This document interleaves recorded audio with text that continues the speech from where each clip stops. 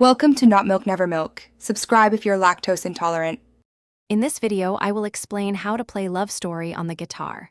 First, you will need to place a capo on the second fret of your instrument. This helps you play in the original key using simpler chord shapes. The four essential chords for this song are C major, G major, A minor, and F major. Focus on transitioning smoothly between these chords to build a strong foundation for the song. Once you are comfortable with the chord changes, let's tackle the strumming. A great way to start is by doing a single down strum for each chord, focusing on rhythm. For the main parts of the song, especially the chorus, try the pattern down, down, up, down, up.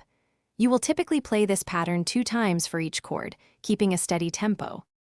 Understanding the capo's role is crucial for playing Love Story. By placing your capo on the second fret, you are effectively transposing the song into the key of D major. This clever trick lets you use beginner-friendly open chords like C, G, A minor, and F. Without the capo, you would need to play more challenging bar chords to achieve the same sound. To truly master Love Story, consistent practice is key.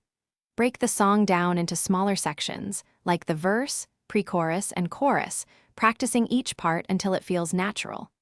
Listen closely to the original recording to internalize the song's rhythm and feel. Start slowly, and as your fingers become more accustomed to the movements, gradually increase your playing speed.